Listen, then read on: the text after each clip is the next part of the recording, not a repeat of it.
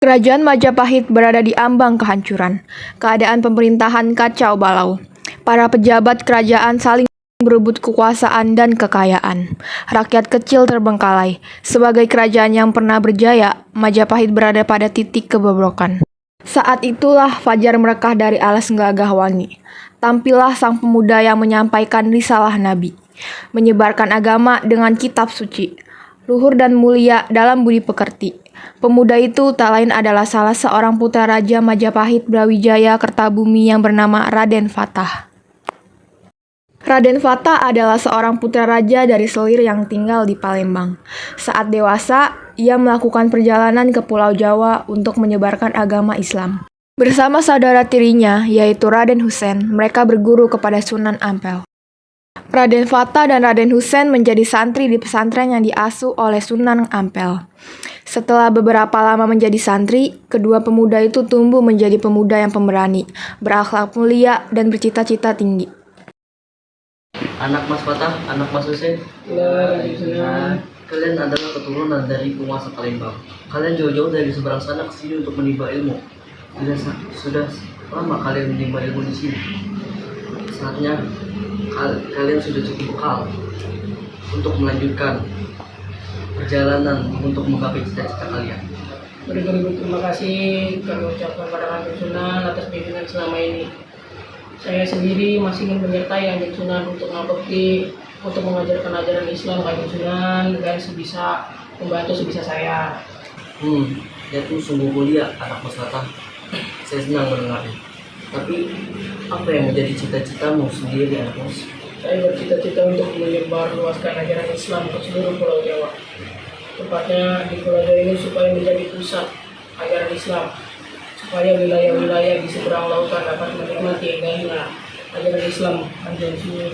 Masya Allah, sungguh teramat tinggi cita-citamu. Saya sangat mendukungmu, anak Mas Fatah. Bagaimana dengan anak Mas Husein? Saya senang tinggal di sini dan benar saya ikut anak masyarakat. Bagus. Tapi saya mendengar kamu ingin sowan kepada Raja Kertabumi. Ini dan benar bagaimanapun juga di dalam darah saya masih mengalir darah Majapahit dan benar. Ini sudah waktunya untuk melangkah. Anak Mas Fatah, kamu saya tugaskan untuk membuka pesantren baru agar cita-citamu untuk menyebarkan agama ajaran Islam di Pulau Jawa tercapai. Tapi sebelum itu kamu harus sowan kepada ranamu, itu Prabu Kertabumi. Amin ya Allah, Kanjeng Sunan. Sudah Mas Husein, kamu berbakat di bidang tata keprajuritan dan tata negara. Kamu sowanlah kepada Prabu Kertabumi dan sampaikanlah ajaran Islam kepada segenap rakyat Majapahit. Kami tahu atau enggak Kanjeng Sunan. Raden Fatah dan Raden Husein menghadap Prabu Kertabumi. Raden Husein diangkat menjadi Adipati Terung. Raden Fatah yang memang berniat mendirikan pesantren diberi wilayah di alas Gelagahwangi. Bersama pengikutnya, Raden Fatah melakukan babat alas Gelagahwangi. Di sana didirikanlah pesantren yang dipimpin langsung oleh Raden Fatah. Dari jumlah penduduknya yang hanya puluhan hingga akhirnya mencapai ratusan hingga ribuan. Tahun 1478 Masehi, Girindrawardhana atau Dyah Ranawijaya menyerang Majapahit. Kondisi Majapahit yang memang sedang lemah dengan mudah ditaklukkan oleh Girindrawardhana. Prabu Kertabumi tewas dalam penyerbuan tersebut. Majapahit dikuasai oleh Girindrawardhana. Jatuhnya Majapahit menggerakkan hati Raden Fatah. Sekaranglah saat untuk mengambil kepemimpinan di tanah Jawa.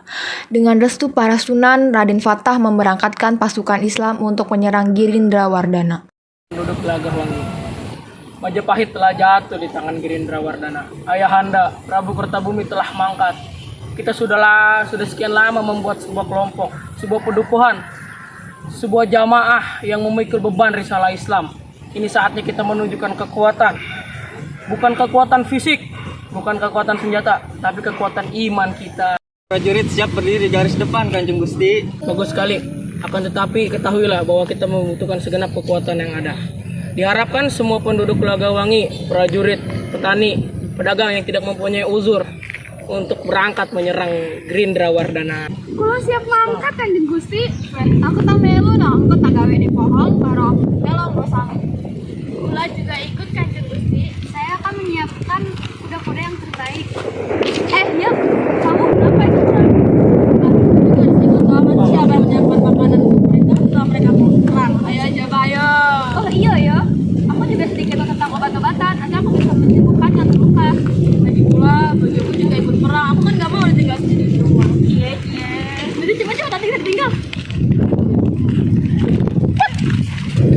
berangkat. Allahu Akbar, Allahu Akbar, Allahu Akbar. Pasukan Islam di bawah pimpinan Raden Fatah menyerang Girindrawardhana. Peperangan berjalan sengit. Segenap rakyat tanah Jawa yang sudah memeluk agama Islam bergabung bersama pasukan Raden Fatah. Peperangan dimenangkan oleh Raden Fatah.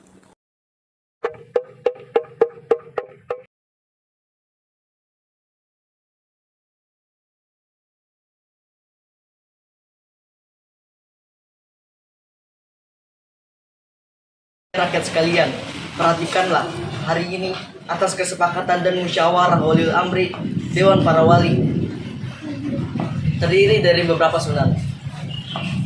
Kami mendirikan kesultanan untuk menjalin kelangsungan ajaran Islam dan kesejahteraan rakyat. Kesultanan ini dinamakan dengan Kesultanan Demak dengan ibu kota di Bintaro. Bir! Raden Fatah, atas berkah Allah yang Maha Agung, apa yang dulu Raden cita-citakan akhirnya tercapai. Raden Fatah, jadilah panat raja dan panat gama ahli agama dan juga pemimpin. Jadilah laksanakanlah amanah ini dengan baik. Oke, Kanjeng Sunan, kula nyuwun Kanjeng Sunan dan para sunan yang lain. Dengan ini, secara resmi kami melantik Raden Fatah menjadi Sultan Kerajaan Demak dengan gelar Sultan Alam Akbar Al-Fatah.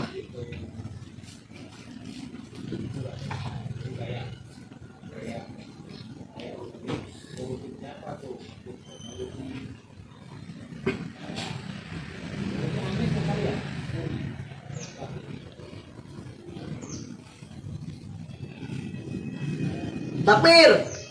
Allahu Akbar.